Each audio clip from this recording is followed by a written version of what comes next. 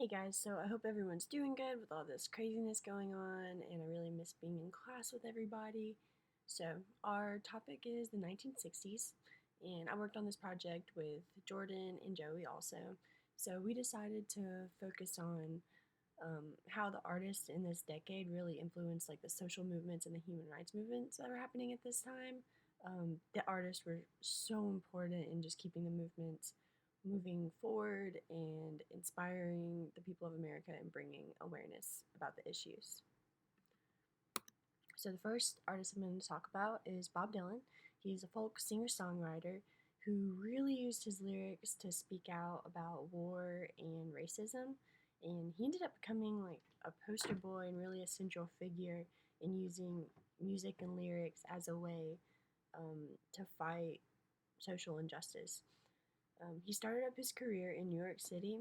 He started by playing folk clubs and coffee shops, and it was there that shoot, sorry. It was there that he met his girlfriend, and that's her in the picture right there, um, Susie Rotello, and she worked for the Congress of Racial Equality. So meeting her and getting to know her made Dylan a lot more aware and then a lot more involved in the civil rights movement. He even made a trip to Greenwood, Mississippi, where he would play for roughly 300 African American farmers for a voter registration rally. And then he also ended up playing at the Freedom March in Washington, D.C., and that's the same place where Martin Luther King gave his really famous I Have a Dream speech.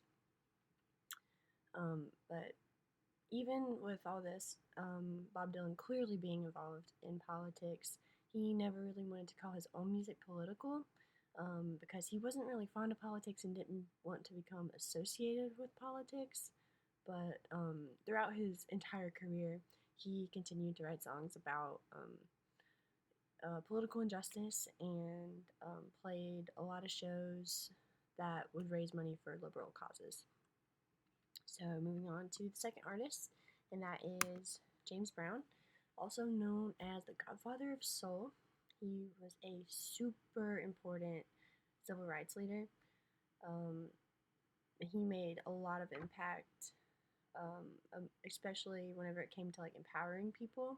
He wrote a lot of amazing Black Pride anthems. His most famous one was called "I'm Black and I'm Proud," and it really talked about like self empowerment, independence, and just like confidence in yourself. He said this quote in his autobiography. It said, "You shouldn't have to teach people what race they are, and you shouldn't have to teach people they should be proud, but it was necessary to teach people pride then, and I think the song did a lot of good for a lot of people." And so, a really big moment in Brown's career was whenever he played this concert in Boston, and it was the day after Martin Luther King was assassinated. So the concert actually ended up being televised, and so that people could watch it for free all across America. And during the show, he honored Martin Luther King, and he also just talked about peace and tried to bring the people of America peace in a time that so many people were grieving. And all throughout his career, he received a lot of criticism from other civil rights activists, and a lot of that came from his pride in being an American.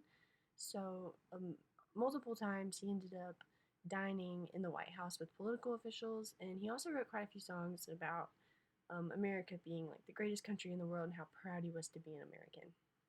All right, so I'm done, and now Joey's going to take over.